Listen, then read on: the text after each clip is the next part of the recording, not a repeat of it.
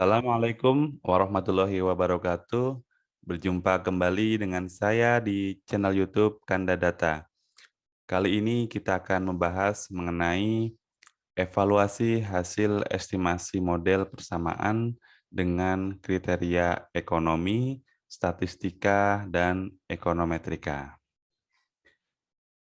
Sebelum memulai video, jika video ini bermanfaat, silakan teman-teman bisa like, subscribe, dan share. Di sini untuk evaluasi hasil koefisien estimasi model, saya mencoba mensarikan dari bukunya Coach Soyanis 1977 dan bukunya Shitepu dan Kinaga 2017. Ini terkait dengan ekonometrika dan aplikasi ekonometrika menggunakan SAS. Jadi untuk evaluasi hasil koefisien estimasi model ini dibagi menjadi 3 kriteria. Yang pertama adalah kriteria ekonomi. Kemudian yang kedua adalah kriteria statistika, yang ketiga adalah kriteria ekonometrika. Mari kita bahas satu persatu masing-masing dengan lebih lengkap. Yang pertama, kriteria ekonomi. Jadi ketika kita mengevaluasi hasil koefisien estimasi model, yang pertama adalah prinsip sesuai dengan kriteria ekonomi yang mengacu pada arah dan besaran. Ya, jadi sign and magnitude atau size ya. Jadi di sini sering dikenal dengan economic a priori kriteria. Contohnya di sini ada teori permintaan, yaitu jumlah yang diminta menurun ketika harga meningkat. Di sini ada contoh hasil estimasi Y topi sama dengan 218,38 min 0,0014 X, di mana Y adalah jumlah penjualan roti dalam satuan ribu pieces dan X adalah harga roti dalam satuan rupiah per pieces. Di sini kita lihat bahwa kita ingin mengetahui bagaimana pengaruh harga terhadap jumlah penjualan roti. Tadi dikatakan bahwa ketika jumlah diminta menurun, itu penyebabnya adalah harga meningkat, ya. Nah, kita lihat di sini untuk koefisien dari X atau harga roti adalah koefisiennya negatif, ya. Jadi ketika kita meningkatkan harga roti, maka akan berdampak pada penurunan jumlah penjualan roti. Jadi melihat dari hal ini artinya sesuai dengan teori ya, bahwa jumlah yang diminta menurun ketika harga ditingkatkan dan sebaliknya. Dengan demikian koefisien X sesuai dengan teori ekonomi dengan tanda negatif. Itu yang pertama ya, ketika kita mengevaluasi hasil estimasi koefisien model ya, misalkan menggunakan regresi ya, misalkan regresi linear sederhana maupun regresi linear berganda. Itu yang pertama kriteria ekonomi, ditekankan lagi pada sign and magnitude-nya ya. Kemudian yang kedua, apa kriteria yang kedua adalah kriteria statistika. Untuk kriteria statistika, ini yang paling sering digunakan adalah koefisien korelasi ya, untuk hubungan dan standar deviasi atau standar error untuk pengaruh ya. Jadi kita melihat parameter estimasi ya, meskipun koefisien korelasi tinggi ya atau T hitung signifikan, tapi secara teori tidak memenuhi maka perlu dilakukan respesifikasi model ya. Itu yang perlu jadi catatan. Jadi kenapa ini standar error atau standar deviasi berpengaruh ke T hitung ya? Karena besar kecilnya standar error akan berpengaruh ke T hitung ya.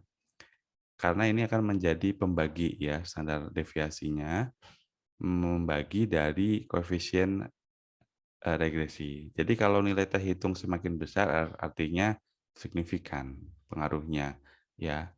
Kalau nilainya semakin kecil ya atau di bawah 2 ya itu berpotensi tidak signifikan untuk alfa 5%.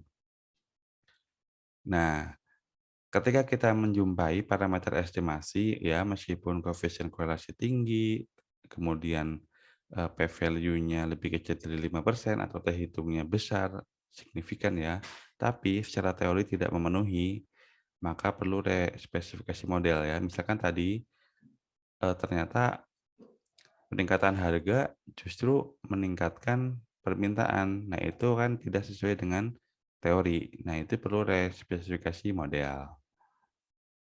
Kemudian untuk di statistika, ada pengujian hipotesis. Pengujiannya bagaimana? Kita lihat, untuk uji hipotesis di sini dikenal ada dua ya. Ada H0 dan ada H1 ya, atau HA. Ada yang menyebutnya HA atau H alternatif atau hipotesis alternatif.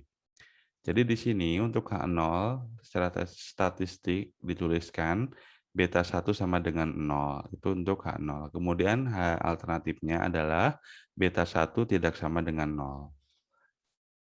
Jadi kalau H0 ini artinya tidak ada hubungan ya, kalau hubungannya korelasi, atau pengaruh ya, kalau misalkan kita regresi ya. Tidak ada hubungan atau pengaruh secara linier antara variabel X dan Y, atau antara pengaruh antara variabel X terhadap Y, itu disesuaikan saja, atau secara statistik tidak berbeda nyata dengan 0 ya, atau sama dengan 0. Kalau H alternatifnya, yaitu ada hubungan atau pengaruh secara linier antara variabel X dan Y, ini berbeda nyata dengan 0 atau tidak sama dengan 0. Jadi keputusannya, ya kita tolak H0 atau terima H0. Kalau terima H0 berarti tidak ada hubungan atau pengaruh. Kalau tolak H0 artinya kita menerima hipotesis alternatifnya, berarti ada hubungan atau pengaruh. Jadi intinya seperti itu.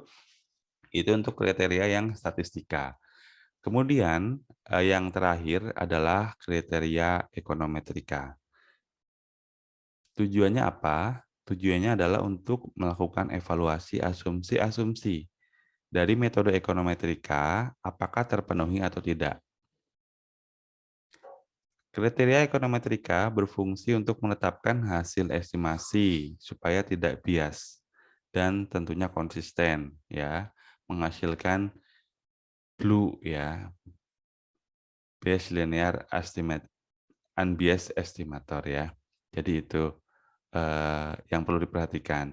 Contohnya, dalam ekonometrika ada asumsi-asumsi, misalkan kita menggunakan regresi linear, menggunakan metode ordinary least square ya. Yang pertama, misalkan non-multicollinearitas, kemudian memenuhi homoskedastisitas atau non-heteroskedastisitas, kemudian non-autokorelasi untuk data sekunder, kemudian data terdistribusi normal atau normalitas, kemudian linearitas, dan lain-lain ya. Karena selain asumsi OLS ada juga ada 2SLS, 3SLS, dan metode-metode yang lainnya. Jadi intinya ketika kita akan melakukan evaluasi hasil koefisien estimasi, kita perlu memperhatikan 3 kriteria. Yang pertama kriteria ekonomi, yang kedua kriteria statistika, dan yang ketiga kriteria ekonometrika. Demikian video dari Kanadata. Semoga bermanfaat. Silakan dukung channel ini dengan cara like, subscribe, dan share. Semoga bermanfaat. Sampai jumpa di video berikutnya. Salam sehat selalu. Assalamualaikum warahmatullahi wabarakatuh.